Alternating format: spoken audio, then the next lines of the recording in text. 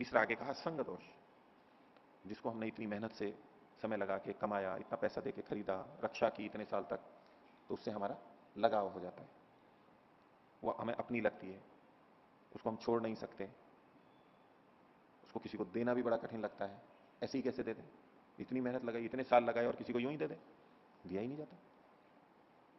पुण्य के ध्यान में हो, अच्छे कार्य में लगाए तो देने वाले दे भी देते हैं, नहीं तो दिया नहीं जाएगा। अपने बेटे तक को नहीं दिया जाता, परिवार को भी नहीं दे सकता वो, तो इतना उसमें रहता है कि मैंने जिंदगी भर लगाई, दशकों लगाए, तब ये चीजें की, अब इसको यूं यूं ही दे दूं इसको। मरने के बाद तो खैर छूटती है, वो अलग बात है, वो देना नहीं चाहता। तो जितनी वस्तुएं हम अधिक लेते हैं तो हमारा उनके साथ में संबंध बनता है, अपनापन लग जाता है, और उससे हम जुड़ाव अनुभव करने लगते हैं, तो उससे संबंधित कष्ट भी हमारे को आते हैं, छूटने पर, छीन लेने पर। और भोग नहीं किया है तो नाश तो होना ही है, उसमें भी होता है दुख, वो संग दोष के कारण, क्योंकि लगाव हो गया है हमारा उससे। अब किसी ने घर ही ऐसा बना लिया तो बोले मैं घर से बाहर ही नहीं जा सकता, कहीं किसी कार्यक्रम में नहीं जा सकता, किसी योग शिविर में नहीं जा सकता, कुछ पढ़ने के लिए नहीं जा सकता, ये फिर घर की रक्षा कौन करेगा। और रक्षा के साथ साथ लगाव भी हो जाता है, रक्षा को अलग लगाव ऐसा हो जाता है कि वो छोड़ नहीं सकता उसको। तो ये तीसरा हो गया संग दोष।